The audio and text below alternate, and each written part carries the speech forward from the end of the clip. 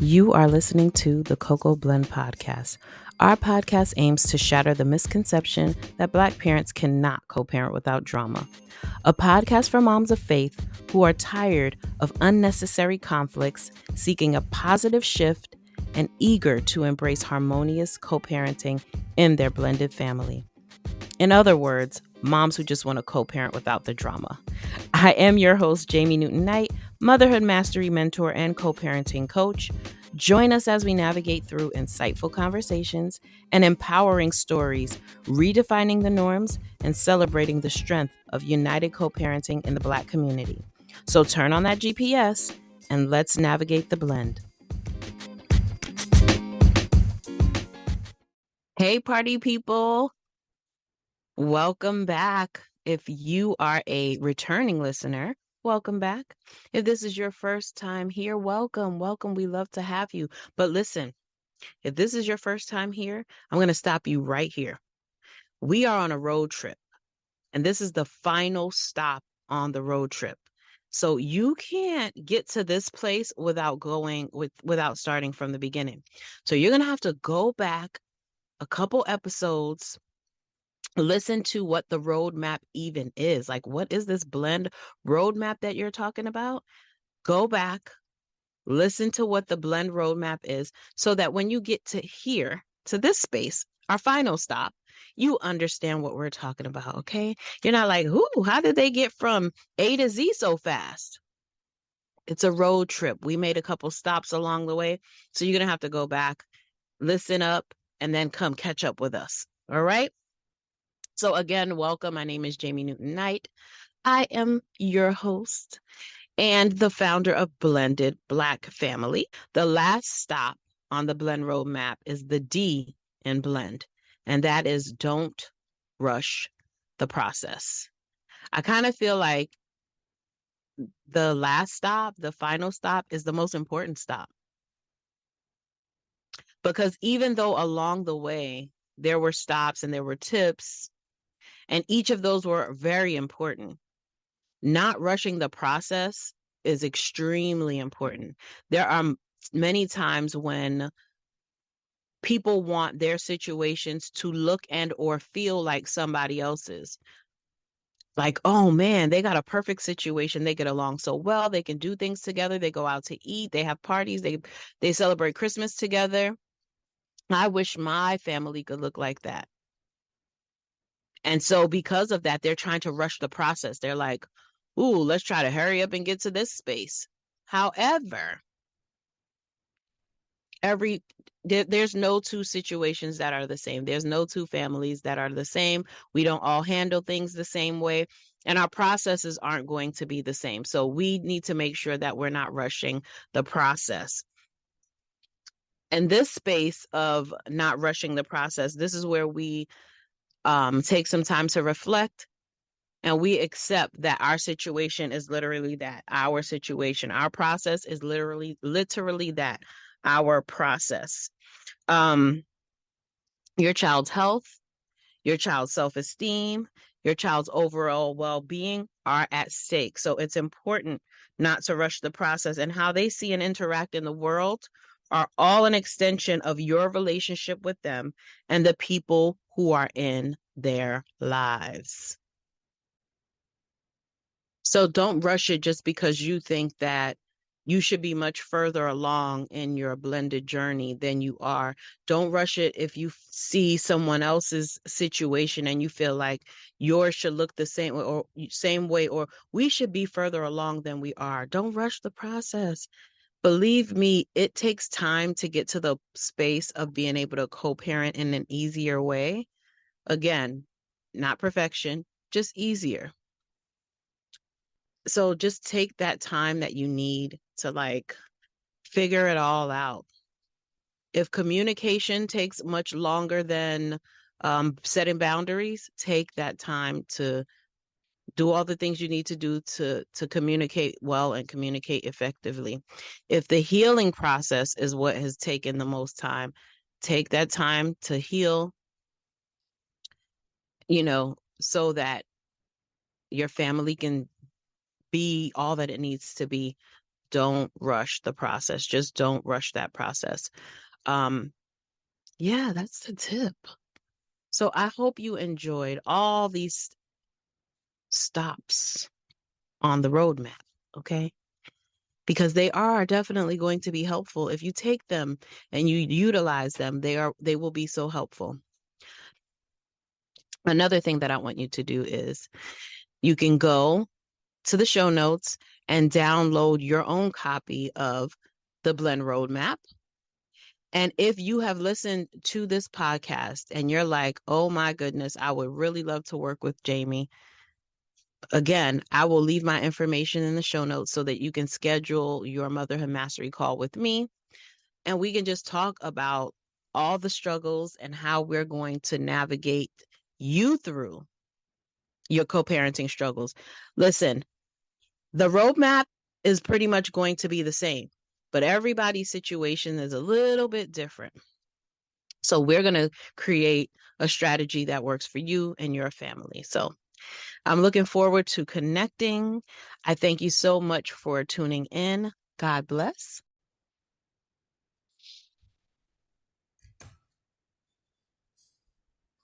Hello, hello, and welcome back to the Cocoa Blend Podcast. I am here with my amazing and special guest, Miss Tiffany Stevens. Hi.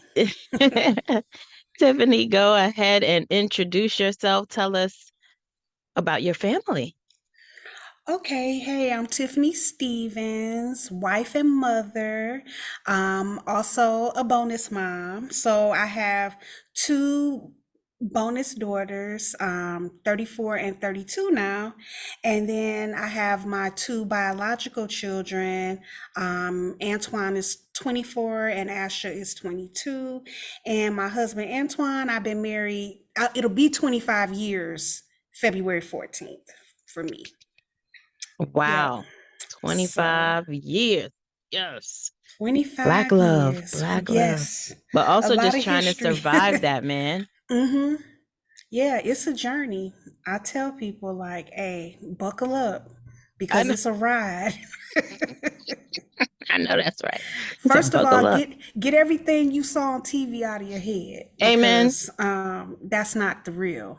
The real is Amen. what you're gonna go through in your relationship with your spouse, and that's what matters. Don't worry That's about right. everything else. So, That's right. And how y'all fight the battle together, whatever battles come, yep, as long as you're fighting it together. that's right. Whew, Together. that's right. So you described your family unit as being blended and that you guys are getting along and you get along well. Talk a little bit more about that. Yeah, so with the 25 years now, um, our family is blended and our family gets along now. It wasn't always like this in the beginning. So I just think with time and how things have evolved, kids have grown up, people have changed. It has put us in a good place, which is really a miracle because if you had asked me probably at the beginning, maybe the first 5 years in, I probably would have said, no, this is never going to work. Like, it was a battle, but like I said, it was a miracle. And I believe God really worked it out in our favor, you know, where it's not a lot of strife and animosity, thank God, like it used to be, you Amen know. to that. And I can also say your organization and being a part of your program helped me to see a lot of things. I wish I had something like this earlier, because I think by Thank the you. time we kind of got connected, my kids were teenagers and then my stepdaughters were like well in their 20s, but we were still having a lot of conflict. But Right. yeah, I think what you do is helpful because it's Thank you. something that's not talked about it and it needs to be talked about more. Yeah. The expectations of coming in as a step parent and blending your family and what does that look like? Because if you've never done it or you just don't know, you know. Right. Mm-hmm. Right. Whose responsibility is what? And what can I expect? And what should I be doing? And just like you Mm-hmm. said, I wish that there was somebody or something out there before I had to experience all the stuff that could have been like, mm-mm, don't go down that road. Do it like this. It'll be much easier for you. That would have been so helpful. Yeah, it would have been. But you're here now, so I am. I'm you'll be here now. helping more people, that won't have to suffer in silence along the way, So that's awesome.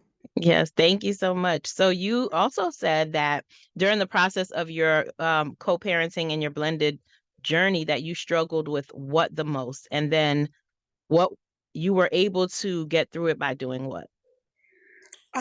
I struggled with making that transition to actually be a stepmom. And that was in the very beginning. And I think it was because when I met my husband, I did not have children. So I Right, was a single mother meeting a guy with children. And I don't know how common that is, but I know I hadn't seen it a lot. I'd seen more men, you know, getting with women that had kids. right, So the blueprint on how that was supposed to look, I did not know. And then on top of that, I didn't really have a big motherly instinct because I didn't have kids. And right, I don't know how common that is, but I didn't really think about that because it wasn't something I was experiencing. So, me transitioning into the stepmother role was really difficult at first. And then, kind of right after we got married, I had my son. So, because there was a lot of drama going on, I maybe pulled back and focused on my son, and then I had my daughter. So I put like the majority of the focus I could on them because I knew my husband's, not his loyalty, but he was divided. mm-hmm, He still had a responsibility to those girls, but he also had a responsibility toward us. And I just did not want my kids to lack in any way because of what was going on. right, If it was extra attention, extra things they needed, finances, whatever, I just always felt like I got to pick up the slack because if my husband has to end up doing something over here, then we just still have to make sure that they're okay. right, And that's where the focus went. So I think some of that might have been seen as maybe like neglect, like I didn't care about the stepkids. But it was just, I think at that point, I was more on survival because there was so much turmoil going on with those situations where I just felt like I just need to protect the kids here, you right. know? Yeah. And yeah. That's a very interesting story. Just like you said, it's often that you meet most of the time men will meet women who already have children and then they have to figure out the blend, right? Hmm. Whereas you're like, I'm this single woman with no children and I meet this guy, he's already got two kids, and now we're about to blend our families, but how do I be a mom to these kids? Just like you Right. said, you weren't prepared for that, I guess, because of the fact that you didn't already have your own children. Some people step into the role because they have like younger siblings and so they know what that's like. But Hmm. some people are like, I was not ready to be a mama yet. Right. And with me, I had limited interactions with children. Like my sister is 2 years younger than me, my brother is 7 years younger than me, but we were still, it wasn't like I was around younger kids or I had cousins that were younger, and so it's just something that really never did cross my mind too much, Right. you Or know. people that you had to be responsible for taking care of. Yeah, yeah. I didn't have that. I didn't have that. But what was funny too is that I kept thinking, well, my main focus when I got with my husband was, are you still talking to these women? Do you still have relationships with them, like sexual relationships, intimate relationships? Are you still involved? And that's what mattered the most to me, because I felt like, well, as long as he doesn't have a relationship with them, I think we'll be good. But Right. didn't realize that the kids were a part of the package, and that's lifelong. That's right. That's lifelong, and that was not registering to me at first. So, like Right. I said, me trying to walk into the role of stepmother was initially difficult, because a lot of it was my mindset and the way I was thinking about things too, you Right. know um, just not having enough information to really understand how to do things, and like I said, at 2024, when I got married, my biggest thing was, oh yeah, he's not talking to them, he doesn't have relationships with them, so I don't have to worry. There's not going to be any drama because Right. they don't have relationships. But Right. I did not realize that there was so much more that comes with Yeah, you this. were like, "Oh, I was not prepared for that Yeah, ride." I was not prepared for everything that came with it, but Not at all. Oh my hmm goodness. Yeah, the journey is a journey, yeah. and it's got a lot of bumps in the road and a lot of detours, and it can be a lot. It can be a hmm lot. Um, so tell us on that note, I'm gonna let you share a bit of your story with the guest, and I'm gonna be quiet. I'm gonna try not to do my amens in the background and my mm-hmm.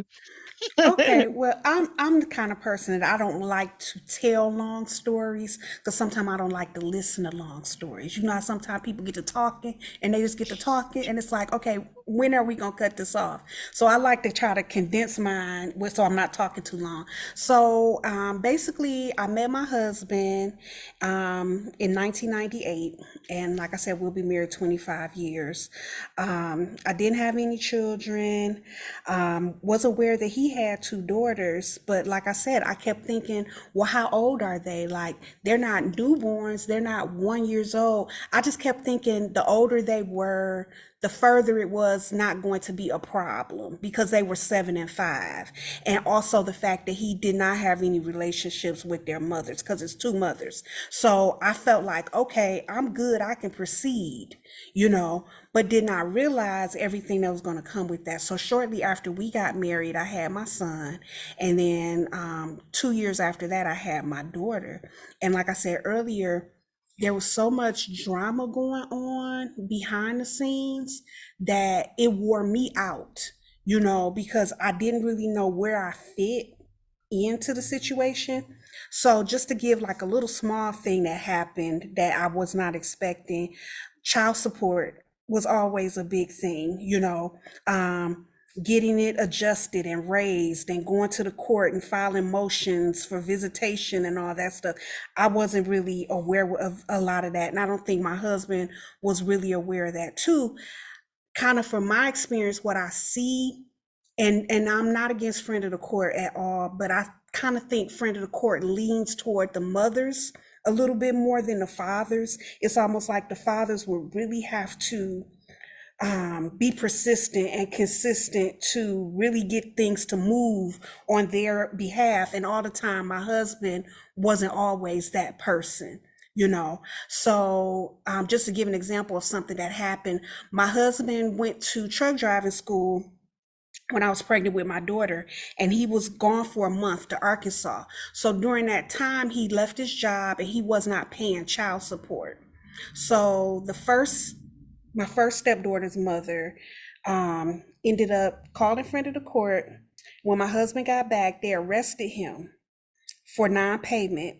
And when I tell people this story, they say they actually came to your house. Like, yeah, they actually came to my house and knocked on my door and arrested him. And I was 2 weeks before my delivery. Yes.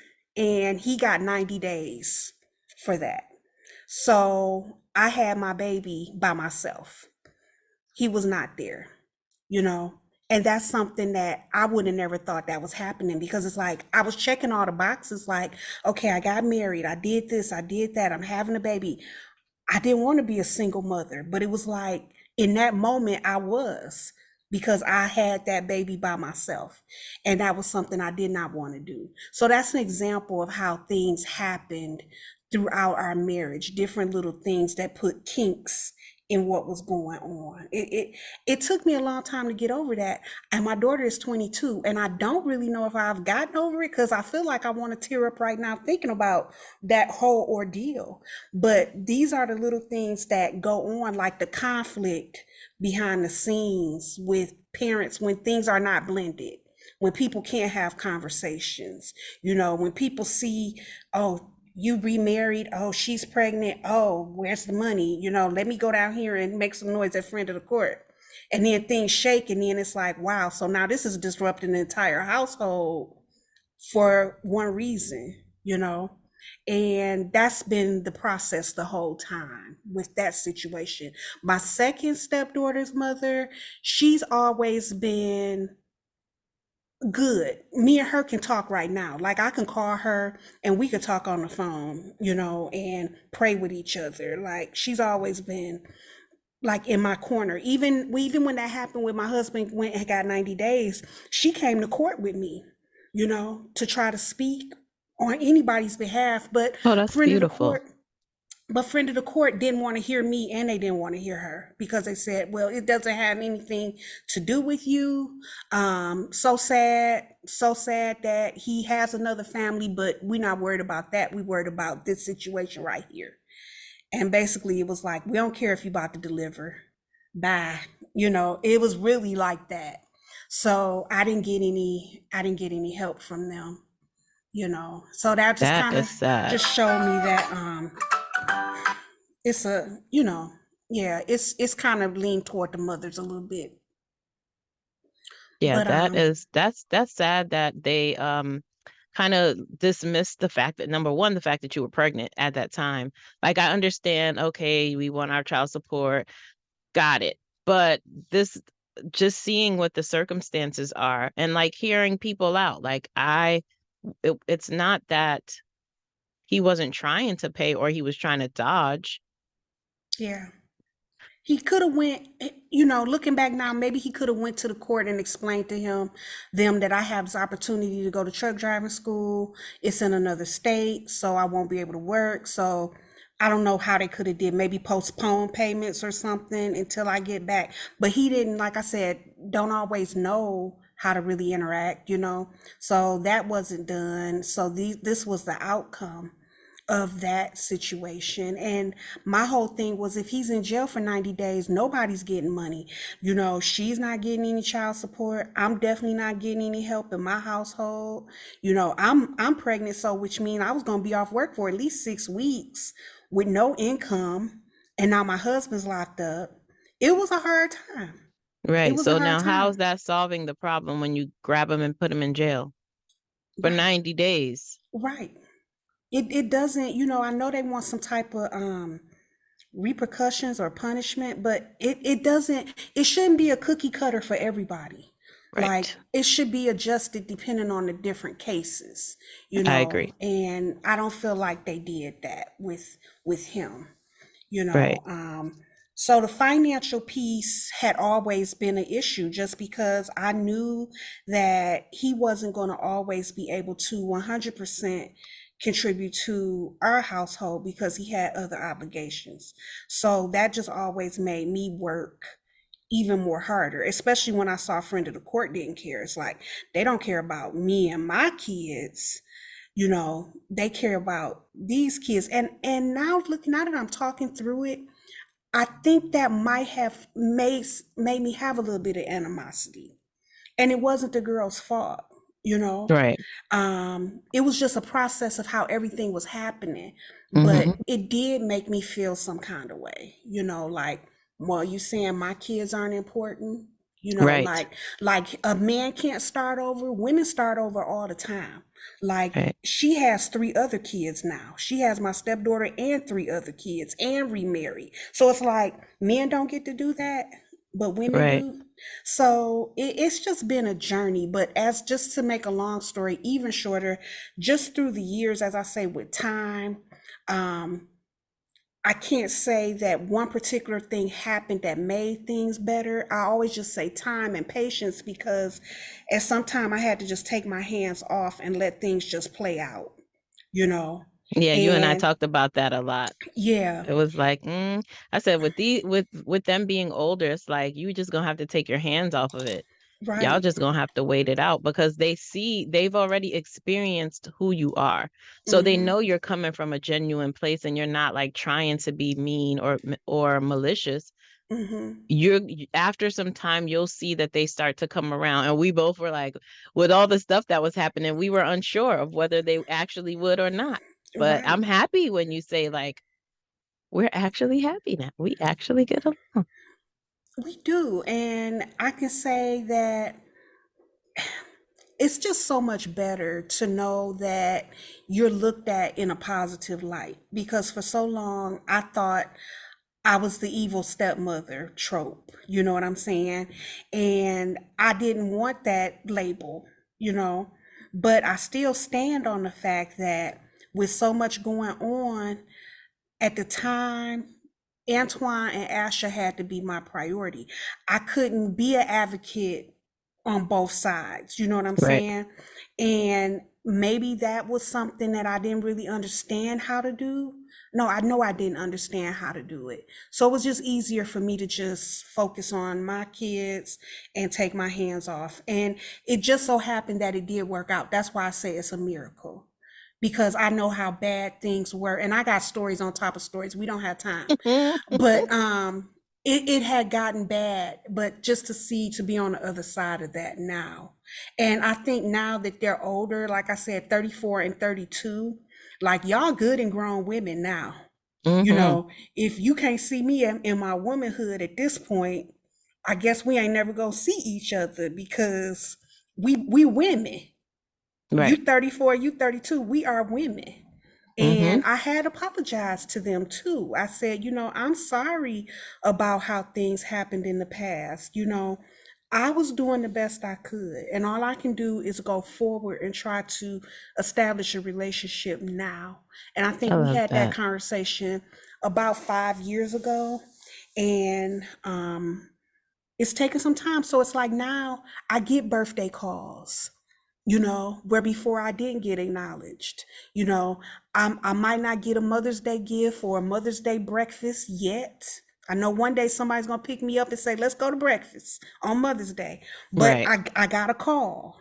You know, Right. I might have got a post on Facebook. That's a victory. That's more than what I Amen. was getting. You know what I'm Amen. saying? So it means that the acknowledgement is there, you know, and that I'm looked on in a favorable light. Yes. So that makes me feel better. Are we extremely close? No, but I think it's just because of distance too, where everybody lives. So we don't really get to see each other a whole lot. But I do feel like the respect is there. And that's something that wasn't there initially. Yeah, that's beautiful, especially to hear it because, just like you said, as time goes by, you get to see from where you guys started. And then it's like, even though this is where we were just a couple years ago, look at the amazing strides that we've made within the few years. And just like you said, although there are some people who may feel like, oh, you didn't get Mother's Day breakfast, so it's not a win. No, the fact that you got a phone call is a win. The fact that you got a card is a win. The fact that they posted you on Facebook is a win. All those little things are steps, and they're not Right. small steps, they're huge. So I'm just Yeah. happy for you. I'm happy for your family because that is amazing. Yeah. And it's funny because like I said, I wouldn't have never thought it would happen. Like even after I did the apology, I was waiting for some instant stuff to happen. Like, well, I apologize, so why I can't get acknowledged on Mother's Day? And it wasn't happening at first, is what I'm saying. Like my birthday would come and I wouldn't get a call or whatever. And that's why I said I had to just take my hands off and just let time Mm-hmm. do its thing because eventually those things started happening. You know, it's like, oh, I got a Mother's Day shout out, or hey, I got a call on Mother's Day. Well, one of my stepdaughters did attempt to take me and her mother out for dinner on Mother's Day, but something happened and it didn't work out. But the attempt was there, you know. Right. She really wanted to do it, but something else happened, so we didn't get to go. But and she's offered to come over and she said, I want to come over and plant flowers in your yard. And I was like, well, that's a nice gesture. I That's was like, but I'm progress. not. I said, I'm not really the garden girl. Like Right. I'm the city girl. Like the Mm, flowers need to come up every year on their own. Like I don't want to right. plant them. I said, but this is a good idea. I said, let's think of something to do. Like I told her, I said, well, we can go get our pedicures or manicures or something. That'll be fun. She said, yeah, I would like that. So that was an olive branch. At least Hmm. she extended something, and then I extended something. And we're gonna set that up. That's right. Two things you said that were really, I think that were really important in the conversation. So for first, I want to say, I'm sorry that you experienced what you experienced when you were pregnant. That is a lot. That's not Yeah. something to gloss over.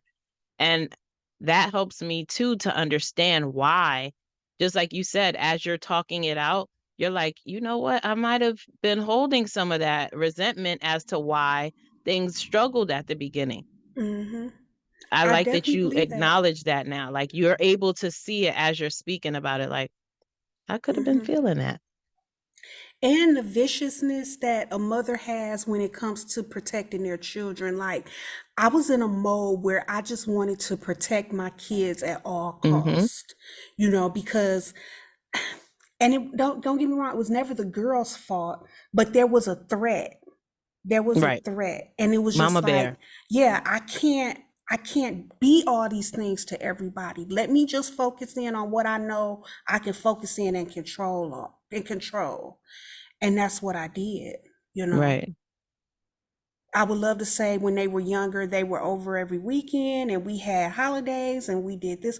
It was not a lot of that going on back when my kids were younger and everything was newer. But we have opportunity now, which I'm Yeah. happy about. They're always welcome to come over for any holiday. They don't always come, but it's open. Right. Right. So I'm just hopeful that things are better and things are going to be even better as Yeah, we go forward. it will. And the another thing that you said that I love, it touches my heart, was that you said you apologized to her, to the To kids. both of And them, yeah. yeah, to the kids. And like, the power of an apology. Like we all know that sometimes people are going to apologize and sometimes they're not. Some people don't feel like there's an apology warranted, right?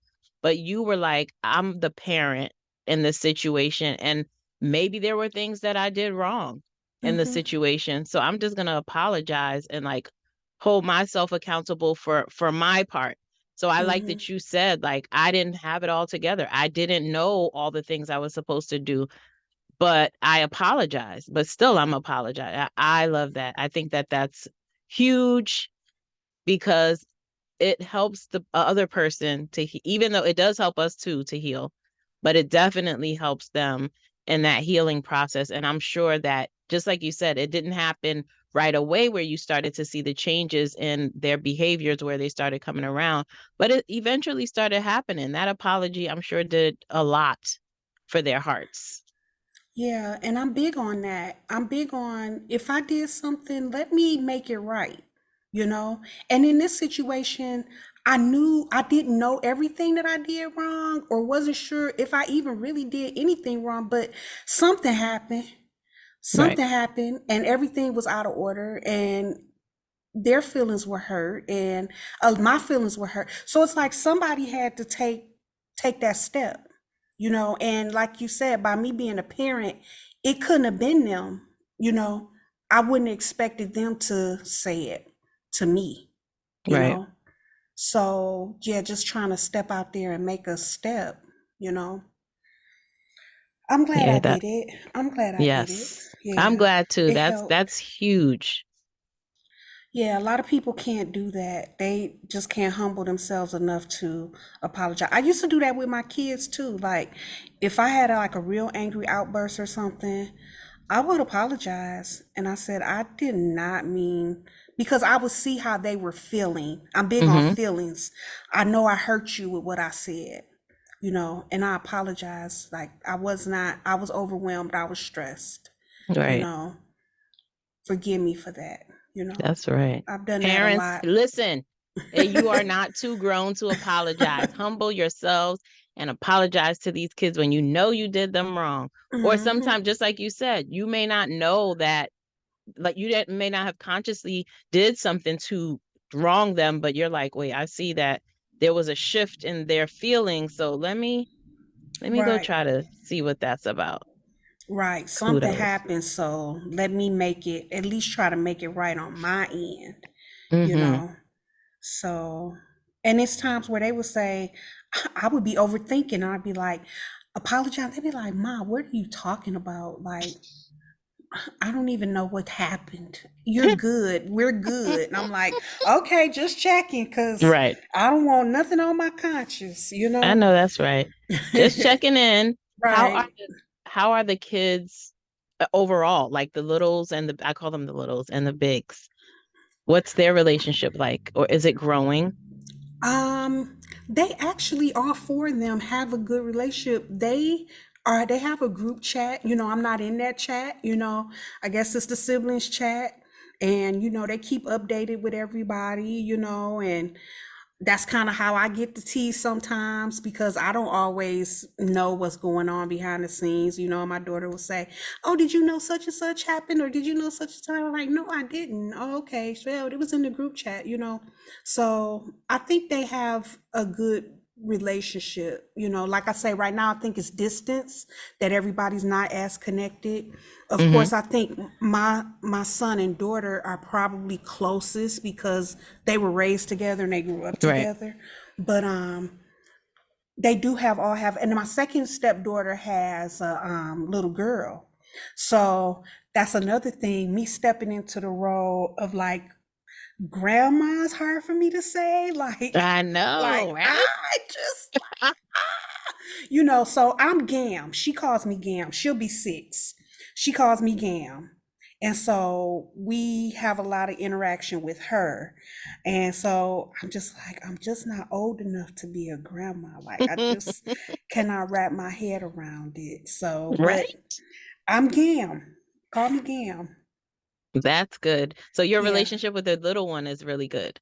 It's It, growing it's it's growing. It's growing. Like I said, because of distance also. yeah, I don't see her as much as we used to at first because at one time my stepdaughter lived with us.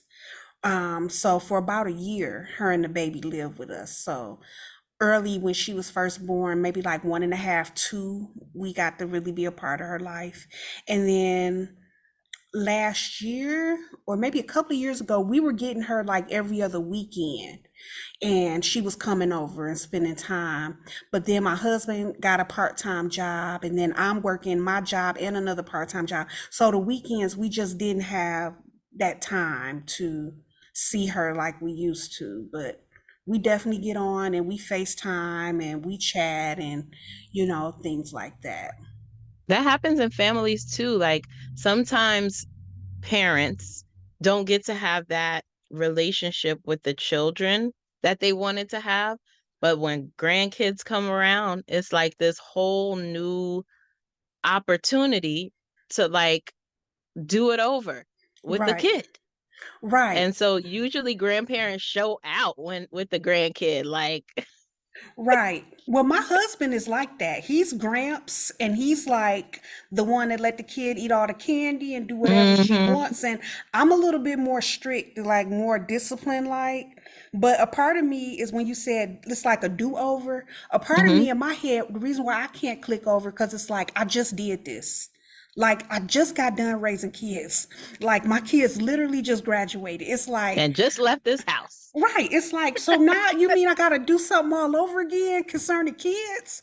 But that's how it works. You know what I'm saying? That I is, wonder, was I ever that mom type? Like, was I ever the mom type? I guess I was, but you I did had to have okay. been. I did okay. Yeah. I'm sure you did just fine. I'm sure if you ask your two kids, and listen, we've seen, well, I've seen them. So I've seen the your little ones grow up to be grown adults making amazing decisions, doing amazing things. So I'm sure you Right. guys did just fine. I tell my husband, I say, I think we did pretty good, through it all, My son got married in September, so Mm-hmm. um that was been a big milestone too. So Right. yeah, so a lot of good things are happening for our family, and with us crossing over this 25-year milestone, I'm just looking forward to so much more to come. Yeah. What a blessing. What's one thing you want to leave the listeners with, like one tip? So I would say, depending on where you are in your journey, sometimes you just have to give it time, because we can try to fix it and force it and make it look like how we want it to look. But sometimes that time just has to happen. And time can be a healing thing because that's what happened with us. Could we have been here 10 or 15 years ago? Probably not. But Right. I tell, our situation worked out how it worked out. And I feel like sometimes you just have to give it time.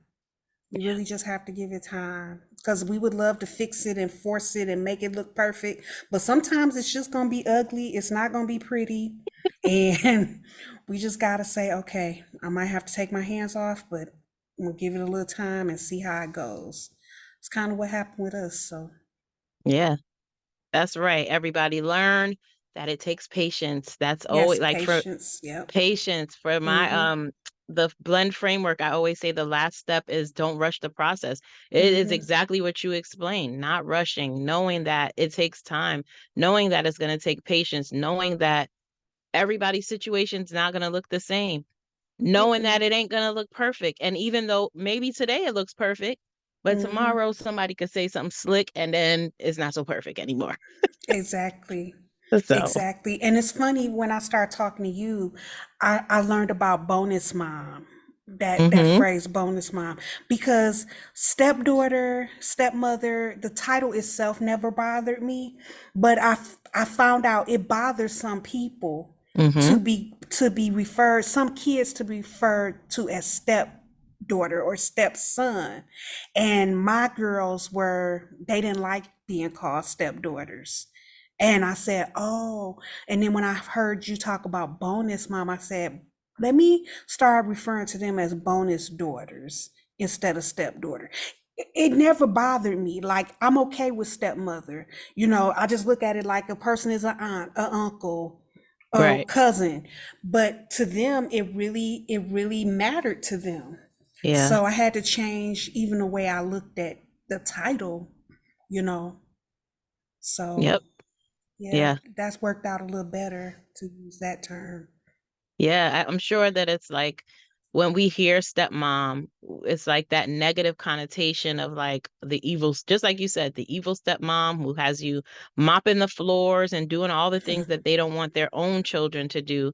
And Hmm. that's what it's supposed to look like. But over time, like there are people who are like, I'm not that type of stepmom. I don't Hmm. want to, matter of fact, I don't even want to be connected with that name, stepmom, Hmm. just like you said. Some people are okay with it, but most people would rather bonus mom or bonus Hmm. daughters, like you said. Hmm. I learned it when I started this journey and this community that there are some people who are like I'm sitting saying to everybody, blended family, blended family. There are some people that's like, no, I'm not blended.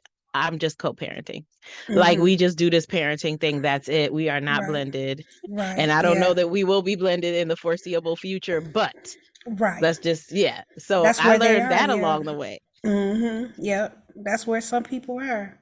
Maybe Yeah, that's how we were in the beginning too. Just kind of not blended, just trying to co-parent, right. however that looked like. But I could say now we are blended. That's We are beautiful. blended. That's a Yep. beautiful note to end it on. Thank you, Tiffany, for being here. Thank you for being a guest. Thank you for having me. Of I'm always course. down with the blended black family. And the Thank you. cocoa Can you? blend. And the I know cocoa that's right. blend. Tell the people where they can find you on social media. If you have anything going on, you can let them know.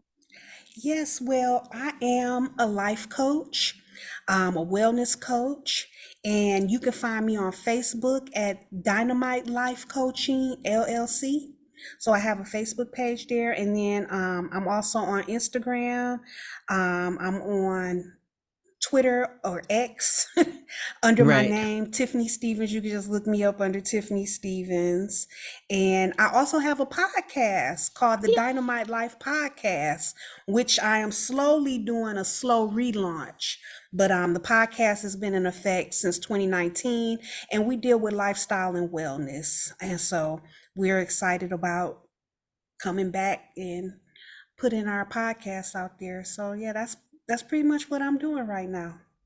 Yay. Listen, everyone, don't worry if you did not catch it all. They will be in the show notes. I want to thank Tiffany again for being here. But before we leave out, I'm going to do a quick little prayer to cover you and Yes. your family. Father Yes. God, thank you so much for allowing my sister Tiffany to be a part of my podcast.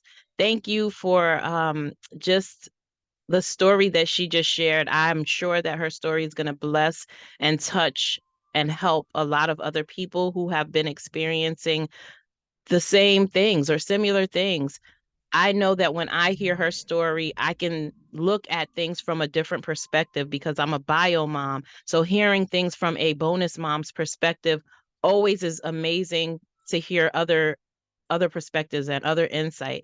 I think it's a learning lesson, a learning experience for everybody going through this journey. I hope they listened, opened their ears and listened well, took whatever notes they needed to take and understand that patience and time is what you need, especially when you're dealing with these blended families. I ask that you cover, protect, guide, continue to guide Tiffany's family. I ask that you give them all the blessings that they need to continue this journey and that they continue to go stronger and closer with you and in their families. I ask all these things in your name. Amen. Amen. And Thank you, Tiffany, you know this Kay. prayer thing is not what I like to do, but God is shaking me out of my comfort zone. Girl, come on out because you doing it. You called to do it. You are I was called like, for Lord, this. I don't want to be praying, but you know, here we are. Here we are. That's But okay. I thank you. felt it. It felt good. I felt it. Thank you. Yeah, Mm-hmm. it's definitely out of my comfort zone, but I'm just trying to be obedient. Yep. That's That's all it. you can do. That's it. So that my blessings can flow. Cause I feel like I be trying to not be obedient and God's like, now look at you. See you sitting over there with nothing. You should Right. have done what I told you. Right. Should have did it. Should have You been should have done what I obedient. told you to do. Exactly. Mm-hmm. But Yep. thank you so much again, Tiffany, for being a part of this podcast. Guys, I hope, like I said, all of her information will be in the show notes. God bless you, and I'll see you next time.